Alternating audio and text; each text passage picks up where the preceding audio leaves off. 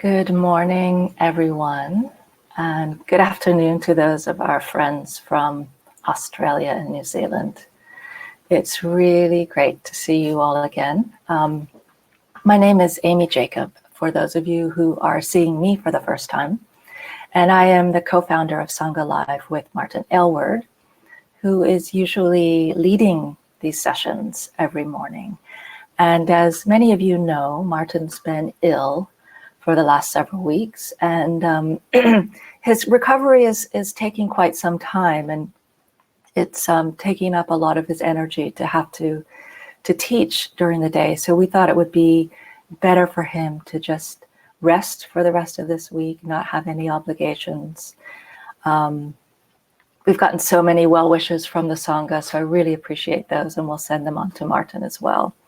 And let's just keep him in our meditation and hope that he's well and healing soon.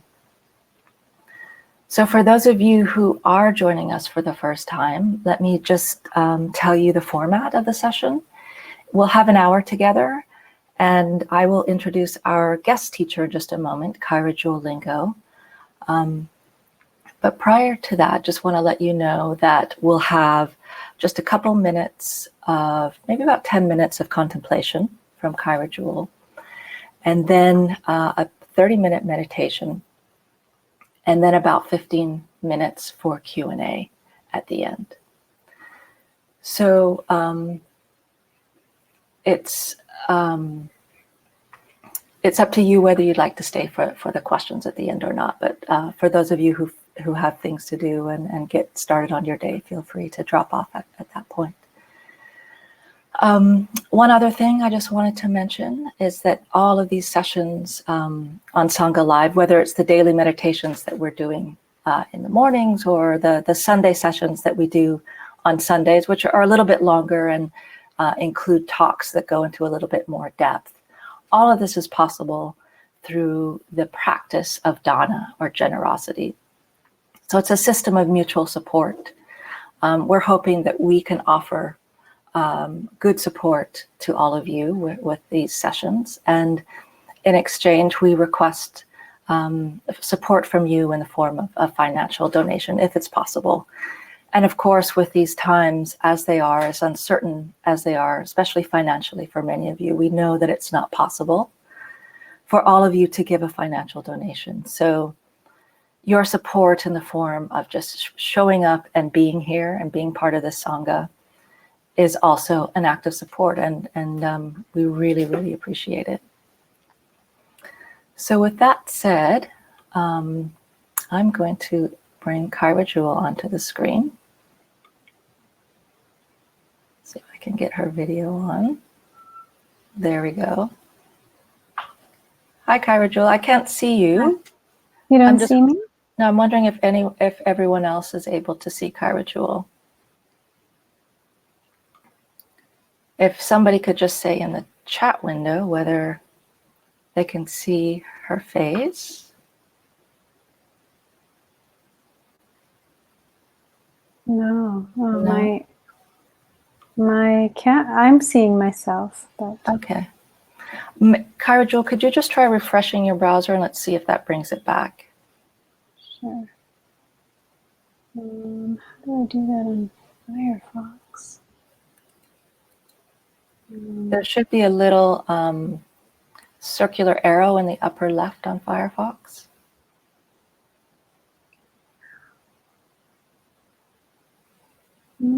Or that. I'll just go back. Command R also works. Why don't you try that? Okay. Yeah, let's see. Hopefully Kyra Jewel will be back in just a moment. So while we're waiting for Kyra Jewel to come back, let me just give a brief bio of her. She's been one of our regular teachers on Sangha Live for many, many years and has offered a course on our platform as well. And Kyra Jewel has been practicing mindfulness since 1997, and she's an ordained nun of 15 years in Thich Nhat Hanh's Order of Interbeing. She's now based in Colombo, Sri Lanka, and she's back. And we can see you, at least I can see you. If everyone else can just let us know if they can see Kyra Jewel now, that would be great.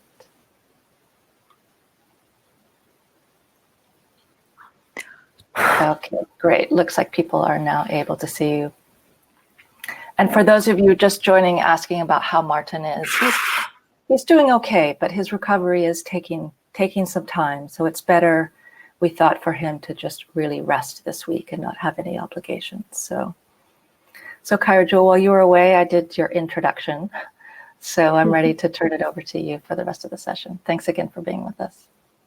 Thank you for having me, Jake. And thank you all for joining.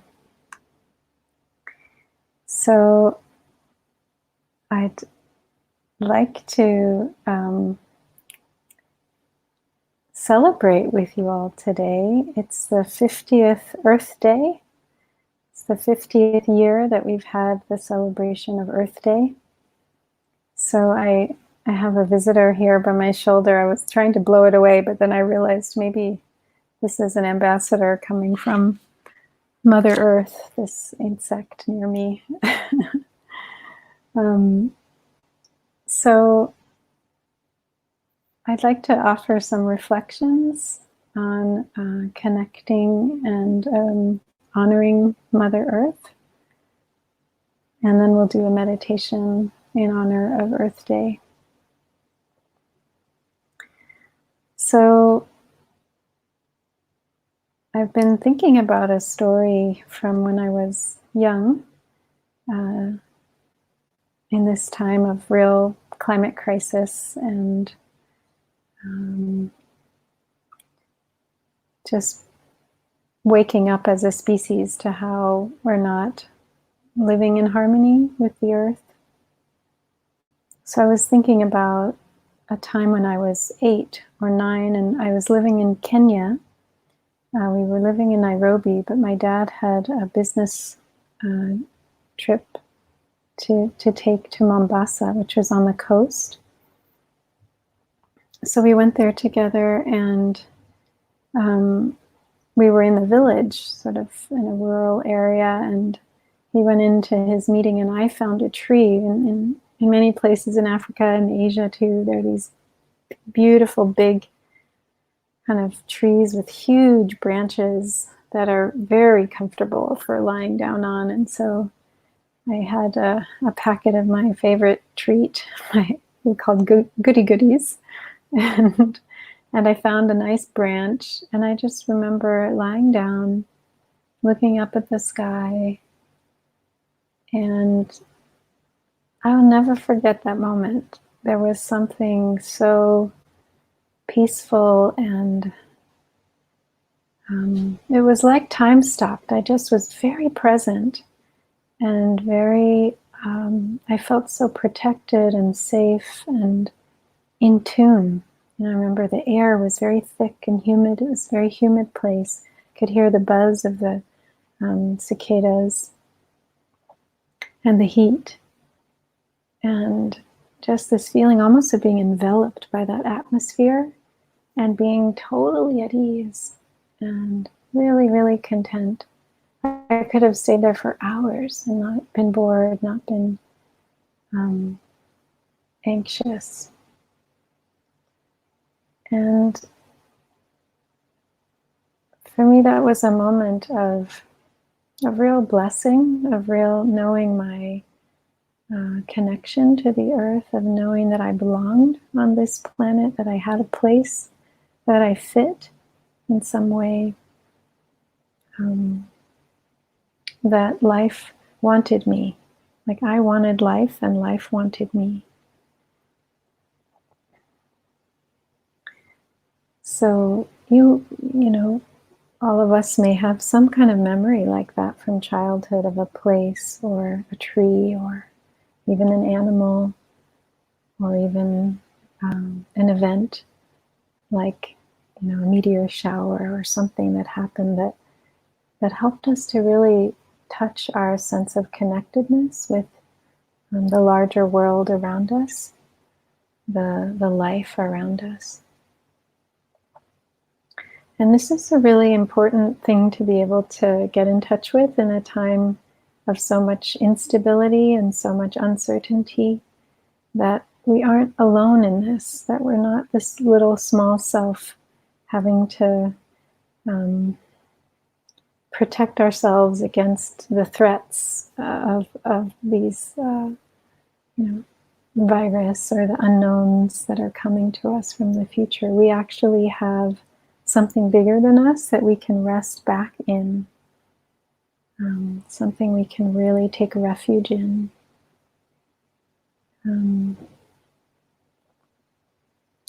So there's a beautiful poem or kind of mindfulness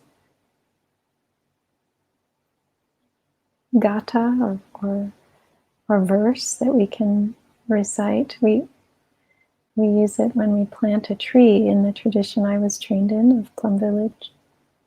But it says, I entrust myself to the earth, and she entrusts herself to me.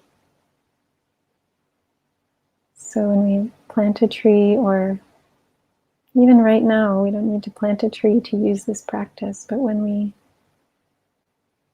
encounter the suffering around us, the confusion and the pain,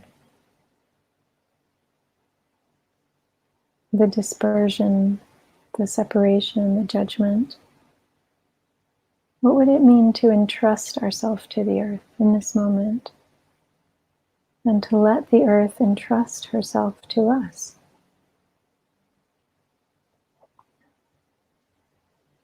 To really acknowledge that we're in this together, that we are part of the earth. We're not separate from the earth.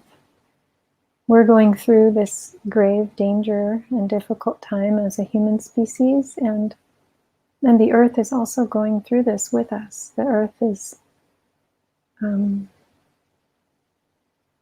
part of this.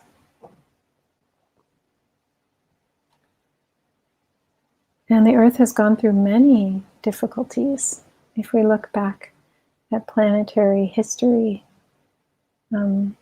this experience, while it's really shaking us up, is not the biggest thing the earth has gone through, right? The earth has gone through 5 mass extinctions, ice ages, times where meteors struck the earth and changed the atmosphere completely, and most of the life died out on the earth. That's happened many times, and the earth has recovered and known how to keep going, keep replenishing herself, keep creating anew.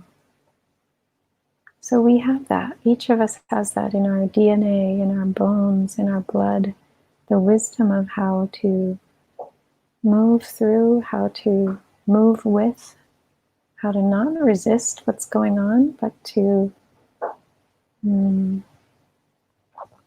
be able to get bigger so that we have a bigger surface area with which to stay balanced on in this time of great unraveling.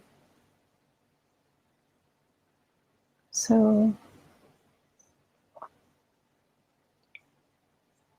whatever resource you have in you that connects you to the earth, to your sense of belonging to the earth, I invite you to really bring that up today, to nourish yourself on this Earth Day, and to practice entrusting yourself to the earth, taking refuge in the earth, taking refuge in the stability of the earth, the wisdom of the earth, the strength of the earth, the long history of the earth. You know, our time as a human species is so young. I led walks that are called deep time walks. This was created at a wonderful ecological college in Schumacher, in the UK, called Schumacher College. I used to teach there every year. So they've created a walk which is 4.6 kilometers, and it represents the 4.6 billion years of the Earth's history. So each meter is 1 million years of the Earth's history. And as you walk, you discover what was happening at each point in the different eons of the Earth's evolution and transformation. And you walk for 2-3 hours, 4.6 kilometers, and stopping and understanding, oh, at this point life came out in this way, at this point the plants arose, Anyway, you come to the very last meter of the 4.6 kilometers, and not even half, but like a quarter of that meter is human history, modern, like human Homo sapiens culture. That's in the last like 100,000 years.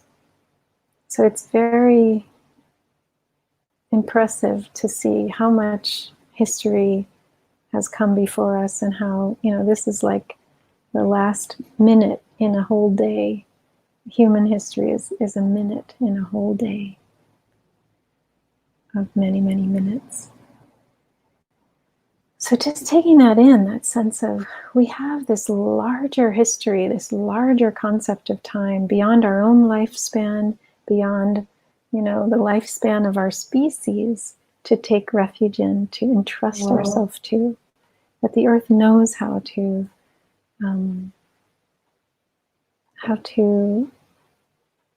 be resilient, how to persevere. Yeah.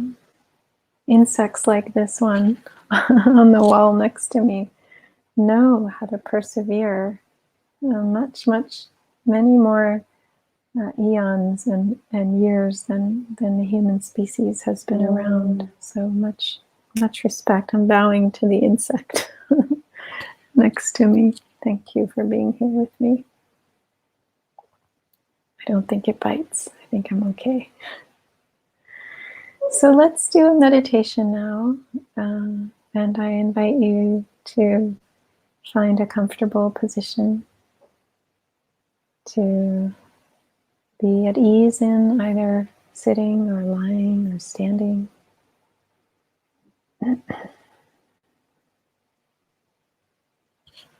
Oh.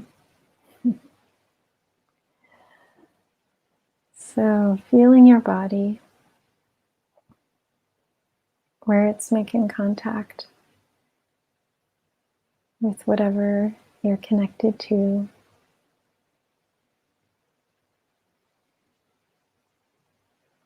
Maybe your buttocks, maybe your feet on the floor, or other body parts.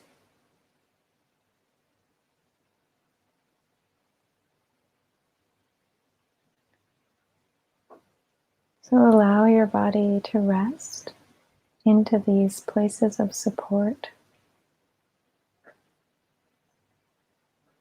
Really letting your body release its weight onto the support of the earth.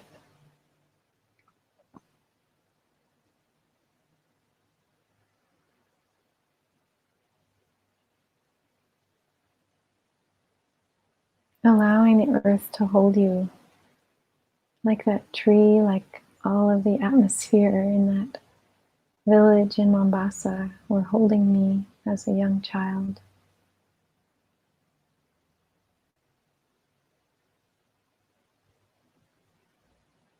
You could even sigh as you exhale and just let tension release from your body, a sense of settling back.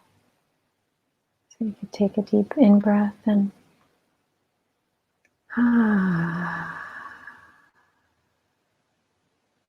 really let whatever wants to release come out of you as you exhale.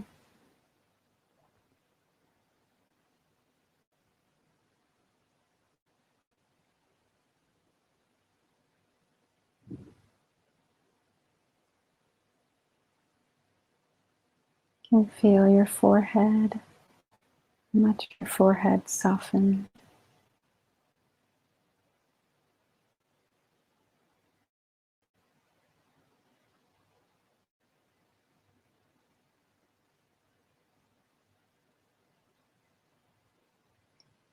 Releasing in the shoulders, letting the shoulders open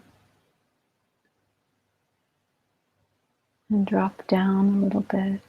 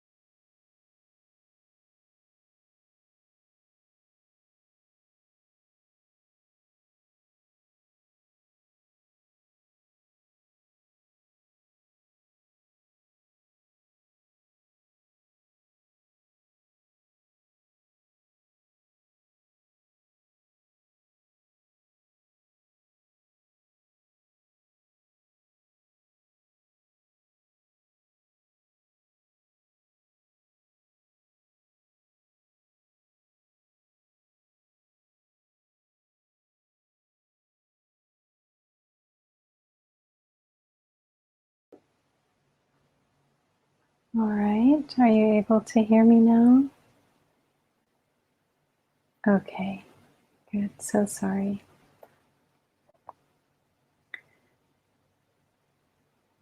So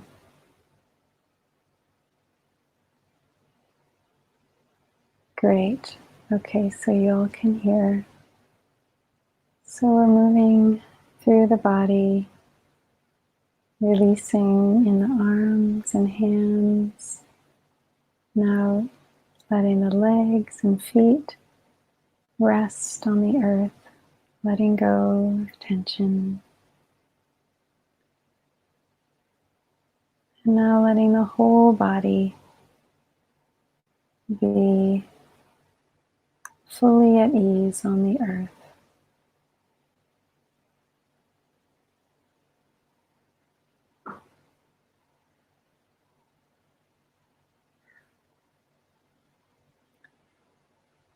So open your awareness now to the solid earth elements in your own body, the solidity of your bones, the hardness of your teeth, the mass of your muscle, the ligaments, the tendons. Connect with the strength and solidity of your own physical form, here and now, in stillness.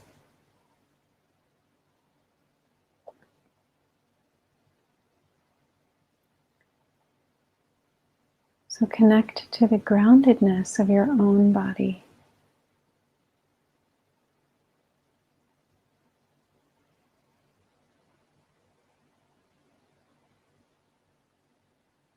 Earth resting on earth.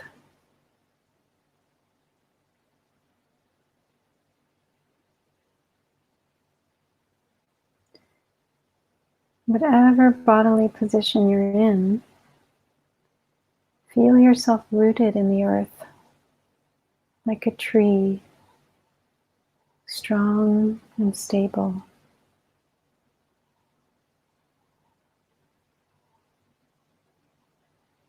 You could even visualize yourself sending roots down into the earth, perhaps from your sacrum area.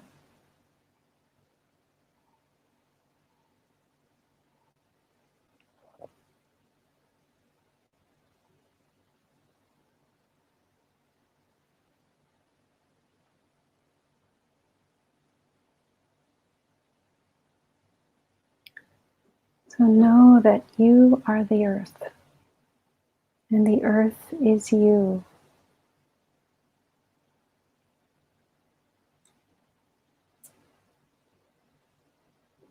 Connect with this. You're part of the earth, and you are also the earth.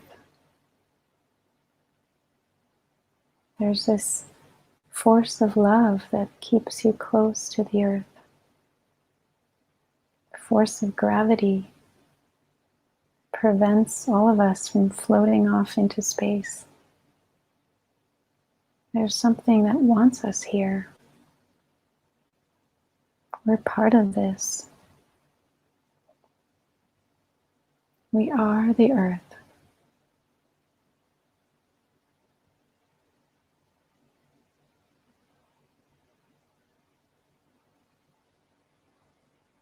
The solidity and stability of the earth is your own stability and solidity.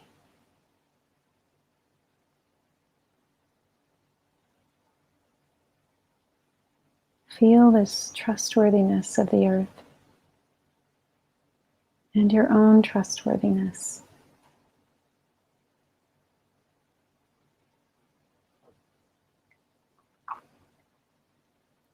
Your own dependability and reliability. That is an expression of the earth's dependability and reliability.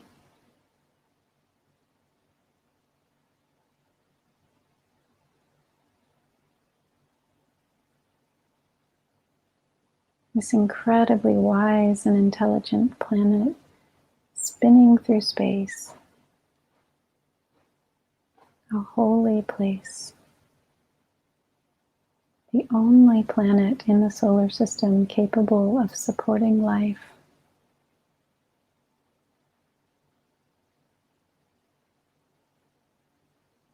How precious, how unique in all the universe.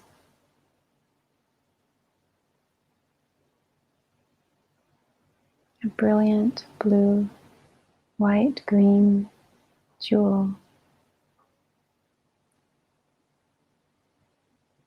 And we are all tiny jewels upon that larger jewel. Each of us facets of the whole.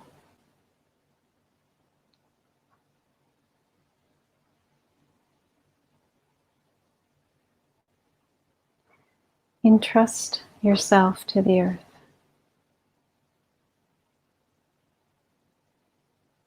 Feel your body, feel your mind, giving themselves over to entrust yourself to the earth.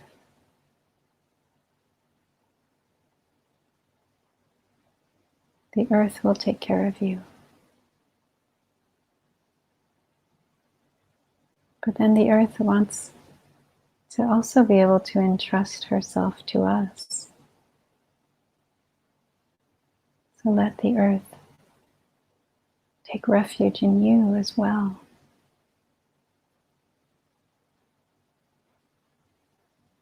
The earth asks us each to do our part to protect and love her and heal her.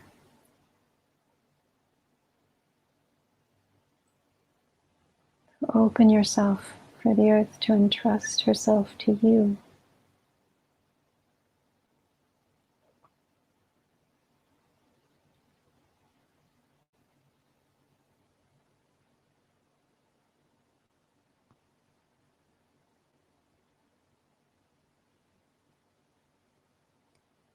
Connecting with the generosity of the earth, which is always ready to offer creatively and lovingly what we need to live.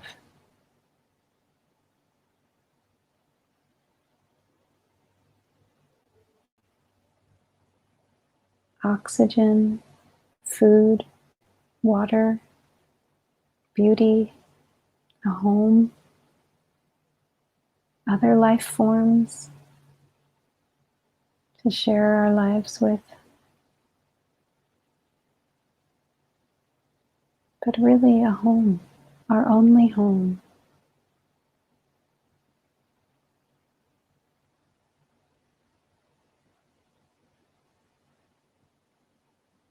Touching into this preciousness of being able to live on this planet. The only home we have.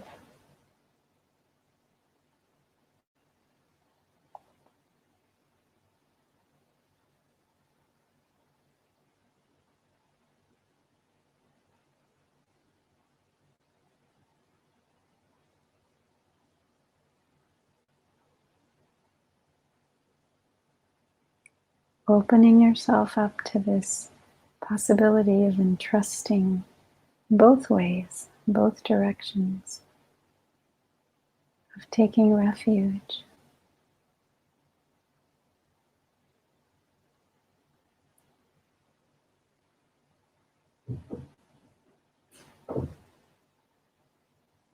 Being a child of the earth.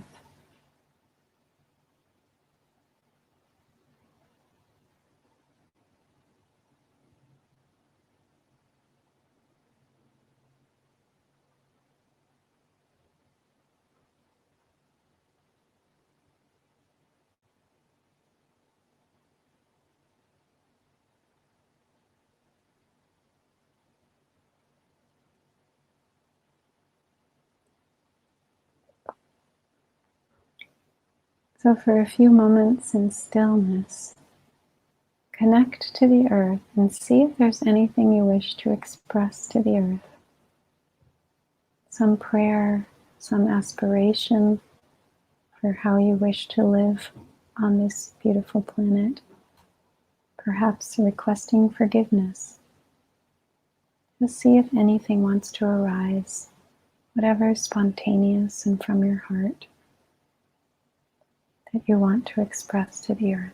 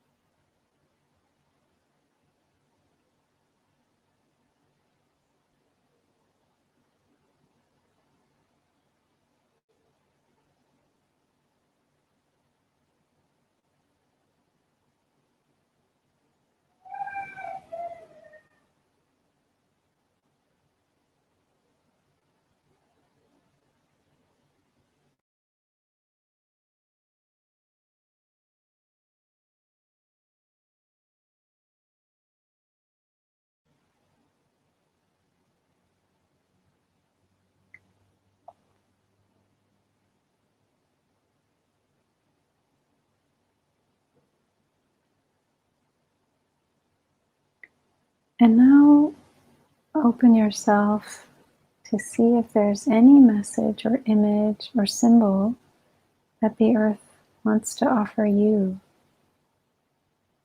Check in and see if there's any reciprocal offering there.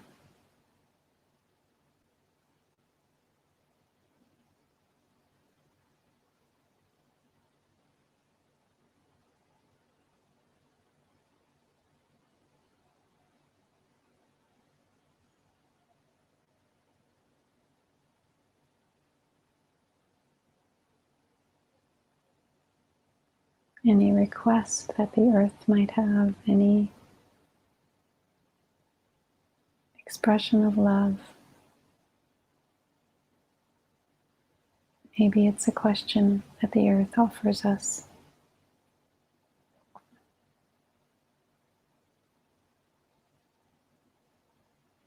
Just listening now.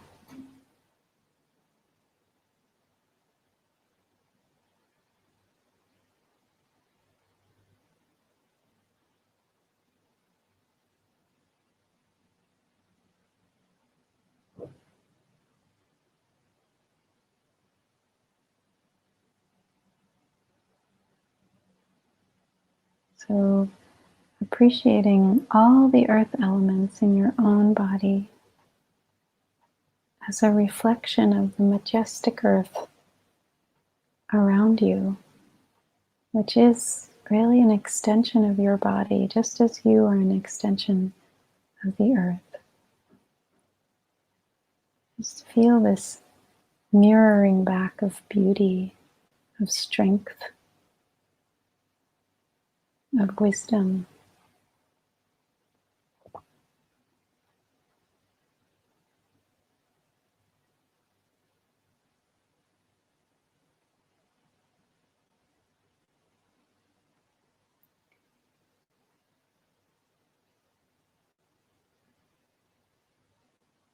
Even the viruses have an important role to play in the history of the earth. And so they have their role to play in our own bodies too. How can we see that also as part of some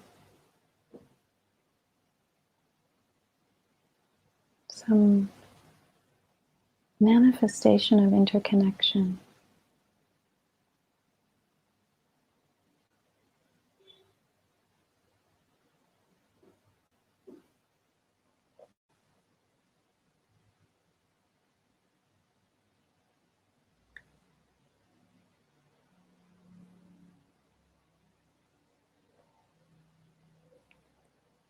I entrust myself. I I entrust myself to the earth, and she trusts herself to me. I entrust myself. I entrust myself to the earth, and she entrusts herself to me.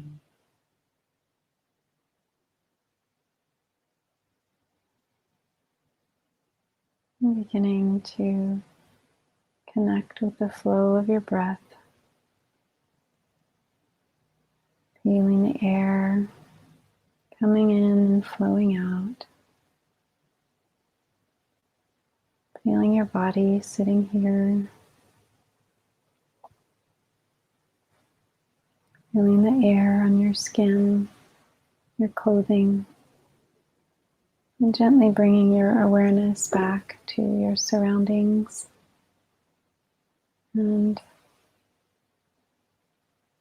I invite you to carry this sense of your connection with the earth into your daily life.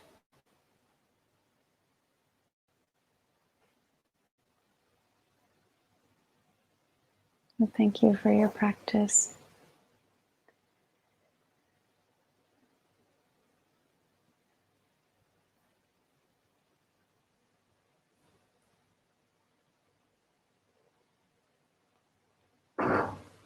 So if there are any questions now, you can write them.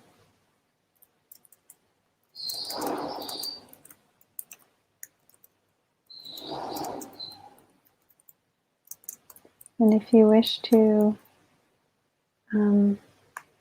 just write any reflections in the chat on how you experienced the meditation, you can do that too. Any insights that arose, anything you want to share about the dialogue you might have had, the messages that might have come from you to the earth or from the earth to you. So feel free to share.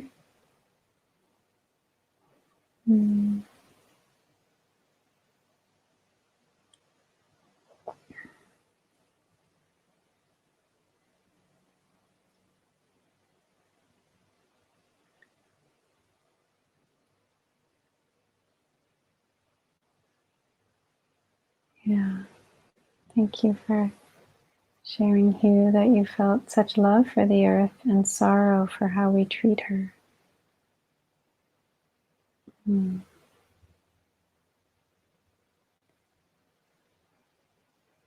So this is from in the question and answer area. That was so strong. When young, my mom was a farmhand, and I always felt this natural, strong connection to the earth, always present. But life got in the way, and I forgot. You have reconnected me with those experiences, and I'm in tears. Thank you. Thank you so much for sharing this. And it's beautiful to hear you recollect on how it was for you as a child, that sense of being connected, and then how things come along and they disconnect us and separate us from our sense of connectedness to the earth. The thing I find so beautiful about the earth is that she's always there, welcoming us back, even if we stray a long time, very far. There's always a warm welcome when we return, and no judgment. This sense of unconditional acceptance. So, thank you for sharing that with us.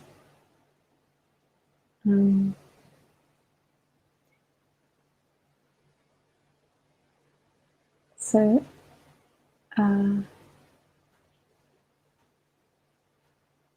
Cecile says, I felt so much love and generosity from the earth, and I feel a huge love for her like a child and mother. That's beautiful. Thank you.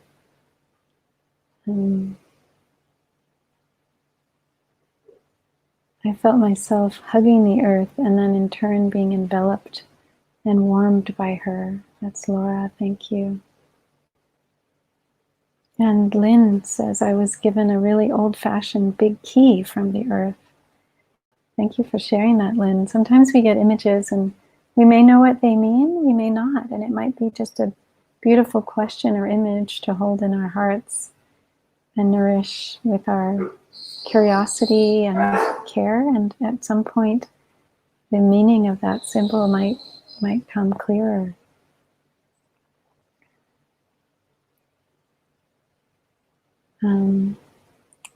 So this is a question: might you make an observation about eating animals? Thoughts about this kept arising for me. Thank you for that question.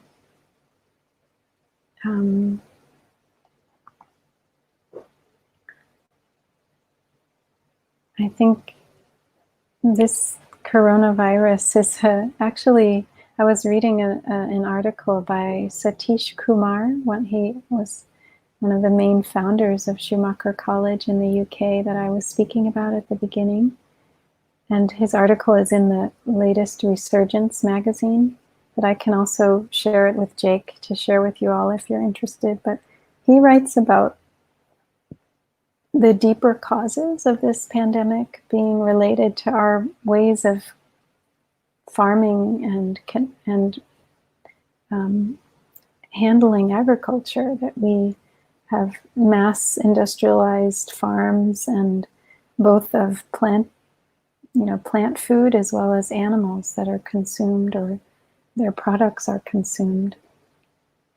And that this has led to encroaching on wild spaces more and more. And so we are more and more in touch with the natural habitats of animals like bats, for instance, because we're encroaching onto the wild where they live. And so they're a species that carries a lot of different strains of coronavirus. And so that was one of the things he mentioned as a deeper cause, that it's not just about finding a vaccine and then it's all over, but looking at, well, how did this come about? How have we related to our natural environment in ways that are out of balance, out of harmony, and thus created conditions for this kind of pandemic to arise?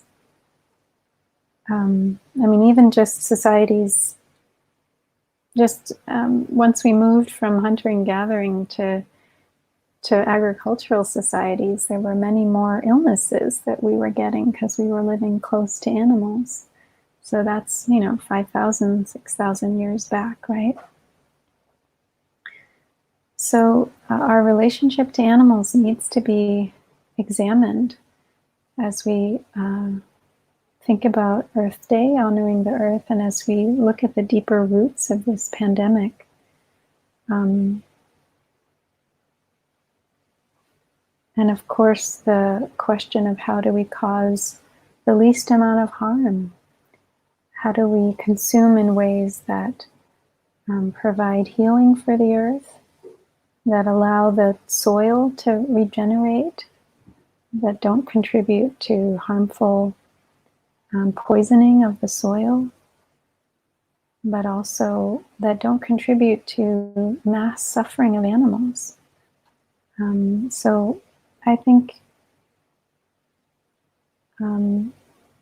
it's also been shared in a UN report in 2008, so many years ago already, that one of the best ways we can protect the planet is to reduce our consumption of animal products. So that's a very concrete way to be actively protecting the earth. And I'm not saying this as a judgment of anyone's practices. I'm mostly vegetarian and but not vegan, and I am looking at this as well as there are many factors I think that go into making these decisions about how we eat. But I think it's something that we need to look at how to, as best we can, how to assure that we can be as compassionate as possible. And it may be that that's a journey of making steps, bit by bit.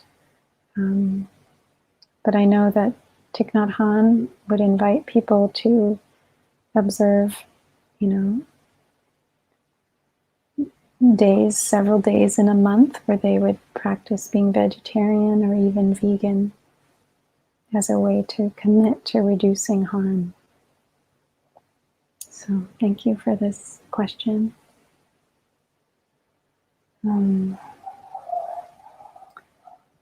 This is another one. What the earth requested of me is to simplify my life. I generally care a lot for earth. I believe we are here as lodgers, not owners. But sometimes I cut corners, such as using a bit of bleach in the dirty toilet. I guess I have to make choices here. Can you talk a bit about these choices? Yeah, thank you for that question. I think we all want to be looking at ways we can simplify. And I also see that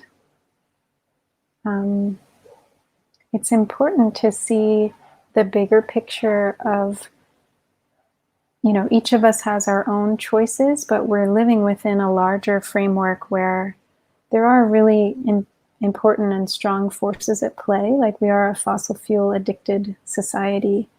And this is bringing us to our demise. And the fossil fuel industry has created a whole campaign of climate denial that has perpetuated, massive suffering for the earth and for many of the earth's inhabitants. And so I think it's important to not take it as, if each of us can all just double down and make better choices, this will be resolved. That's one piece, but it's actually a much bigger piece is figuring out how to shift our the lifeblood of our society away from fossil fuels and towards renewable, and that has to also become a political question of are we a global society that's run by corporations that get to call the shots politically? And right now, that's sort of how it is. Our politicians are in the pockets in many cases of large corporations. So yes, we want to simplify, and we need to see that that's not the only piece of the answer to healing the earth. One of the things in Satish Kumar's article was he said, well, we have this virus, coronavirus now, but before that we had the greed virus. That's what has led us into this really dire time. It's the virus of greed, the virus of thinking that we can exploit the earth infinitely and that the earth is somehow not finite. So we need to, I think,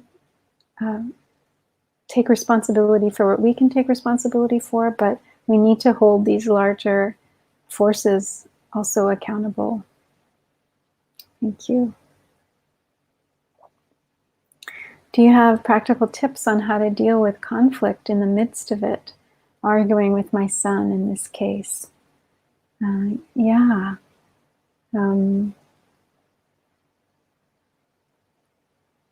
I think one practice that Thich Nhat Hanh and also the Dalai Lama I know has suggested is when we're in the midst of a conflict or in an argument, to pause and to imagine ourselves in 300 years. Where will we be? Where will our son be? Really get a sense of, you'll be dust. He'll be dust. And so with that in mind, is this really important to argue about? You know, knowing how impermanent, how short our time is. Again, this isn't about suppressing or pushing our feelings down, but kind of zooming out just to see, is there some way that I can let go, or that I can hold this differently so that it doesn't need to cause so much suffering and pain. And it may be that what we're saying really is important, and we really do need to stick with our what we feel is important. And so maybe it's about how we can communicate that at a different time when the tempers are calmed. Maybe it's through a letter, maybe it's not through words, but through actions that communicate something that can be received by our son differently. I hope that's helpful. How do you work with strong resistance within your practice, which is arising this morning for me? So strong resistance is definitely part of the path. I think not judging the resistance is a really important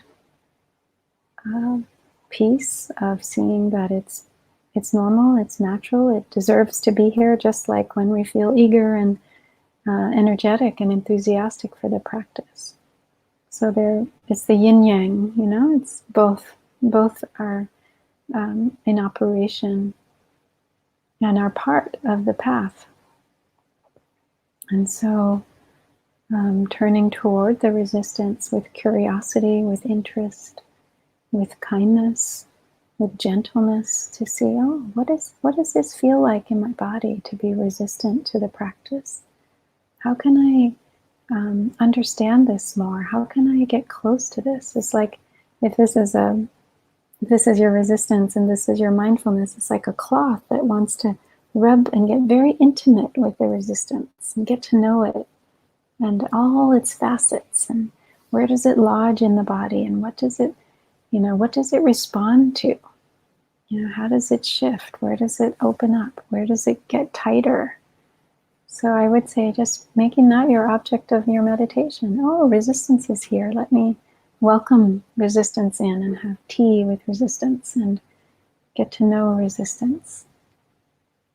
So there's no reason to judge it or try to push it aside. So we're going to need to close as we're coming to the end of our time. But I wanted to also mention again the invitation to practice generosity. The button is below the video here to offer donations. This is a really important aspect of these teachings being possible on a daily basis like this is they do need to be supported. So thank you for your generous offering and donation. And thank you for this practice of celebrating Earth Day together. I'm really happy that we've been able to honor it together and to look deeply into these questions together. I'm sorry we didn't get to all the questions, but I hope to be back with you again tomorrow and Friday, and to keep practicing, to keep deepening. Thank you so much.